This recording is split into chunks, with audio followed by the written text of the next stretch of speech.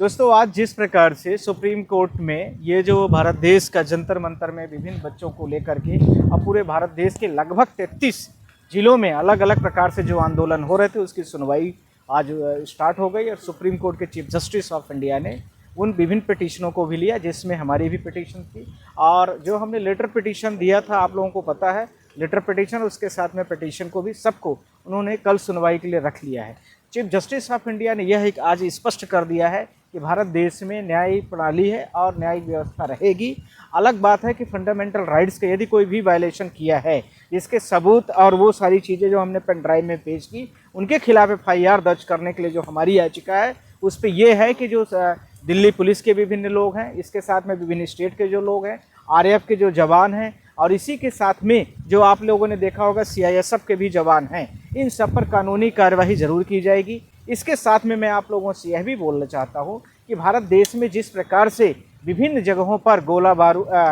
जो आंसू गैस के गोले और पैलेट गन्स वगैरह यूज किए गए हैं, इसके साथ में आप लोगों ने देखा हो कि बिहार में AK-47 जो यूज किया गया है उसकी स्पेशल मेंशनिंग की गई है कोर्ट में कि उसको जो है तो ज़रूर ध्यान रखा जाए। इसके साथ में आपने देखा है कि दिल्ली में भी बहुत तरह के जिस प्रकार से चीज़ों का यूज किया गया है वह भी पूरी तरीके से बच्चों के खिलाफ में, और RAF के जवानों की तब बुलाई हो जाती है जब भारत देश में पुलिस प्रशासनिक व्यवस्था कम हो जाती है, या उनको कंट्रोल में वो सारी चीज़ें नहीं आ रही है, या अत्यधिक बल की प्रयोग की आवश्यकता पड़ती है, तब ये सब चीज़ें होती हैं। मुझे लगता है कि honourable chief justice of India ने सब चीज़ों को लेते हुए और यह स्पष्ट कर दिया है कि कोई भी व्यक्ति इस प्रकार से आपराधिक प्रकरण करता है तो उनके खिलाफ में सख्त कार्रवाई की जाएगी। साथ ही साथ में आप लोगों को पता हो कि गाजियाबाद का एक लड़का जो जंतर मंतर में आए हुए थे बच्चे, उनको भी टैग किया गया था, उस पर भी बात की गई है।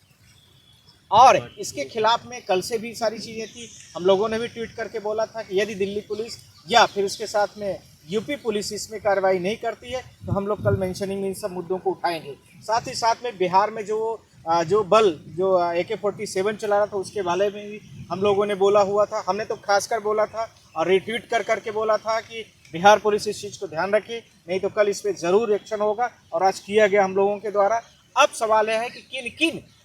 व्यक्तियों पर कितना कितना अपराध कायमी कराई जाती है, और जिन DCP हो या कोई भी व्यक्ति कंसर्न बड़ा ऑफिसर हो, RAF का हो या फिर CISF का हो या कोई भी व्यक्ति रहा होगा, उसके खिलाफ पर सख्त कार्रवाइयों के लिए हम लोग खड़े हैं और डटे हैं, और भारत के भविष्य के साथ में कोई भी समझौता नहीं किया जाएगा, चाहे कोई भी क्यों न खड़ा हो। दोस्तों, आज जिस प्रकार से सुप्रीम कोर्ट में ये जो भारत देश का जंतर मंतर में विभिन्न बच्चों को लेकर के अब पूरे भारत देश के लगभग 33 जिलों में अलग अलग प्रकार से जो आंदोलन हो रहे थे उसकी सुनवाई आज स्टार्ट हो गई और सुप्रीम कोर्ट के चीफ जस्टिस ऑफ इंडिया ने उन विभिन्न पिटीशनों को भी लिया, जिसमें हमारी भी पिटीशन थी। और जो हमने लेटर पिटीशन दिया था, आप लोगों को पता है, लेटर पिटीशन उसके साथ में पिटीशन को भी सबको उन्होंने कल सुनवाई के लिए रख लिया है। चीफ जस्टिस ऑफ इंडिया ने यह एक आज स्पष्ट कर दिया है कि भारत देश में न्यायिक प्रणाली है और न्यायिक व्यवस्था रहेगी। अलग बात है कि फंडामेंटल राइट्स का यदि कोई भी वायलेशन किया है, इसके सबूत और वो सारी चीज़ें जो हमने पेन ड्राइव में पेश की, उनके खिलाफ FIR दर्ज करने के लिए जो हमारी याचिका है उस पर यह है कि जो दिल्ली पुलिस के विभिन्न लोग हैं, इसके साथ में विभिन्न स्टेट के जो लोग हैं, RAF के जो जवान हैं, और इसी के साथ में जो आप लोगों ने देखा होगा CISF के भी जवान हैं, इन सब पर कानूनी कार्यवाही ज़रूर की जाएगी। इसके साथ में मैं आप लोगों से यह भी बोलना चाहता हूँ कि भारत देश में जिस प्रकार से विभिन्न जगहों पर गोला बारूद जो आंसू गैस के गोले और पैलेट गन्स वगैरह यूज किए गए हैं, इसके साथ में आप लोगों ने देखा हो कि बिहार में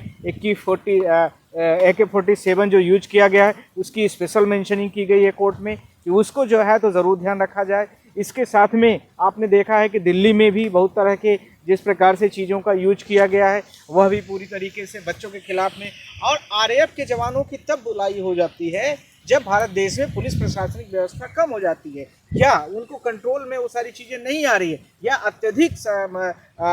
बल की प्रयोग की आवश्यकता पड़ती है, तब ये सब चीज़ें होती हैं। मुझे लगता है कि honourable chief justice of India ने सब चीज़ों को लेते हुए और यह स्पष्ट कर दिया है कि कोई भी व्यक्ति इस प्रकार से आपराधिक प्रकरण करता है तो उनके खिलाफ में सख्त कार्रवाई की जाएगी। साथ ही साथ में आप लोगों को पता हो कि गाजियाबाद का एक लड़का जो जंतर मंतर में आए हुए थे बच्चे, उनको भी टैग किया गया था, उस पर भी बात की गई है।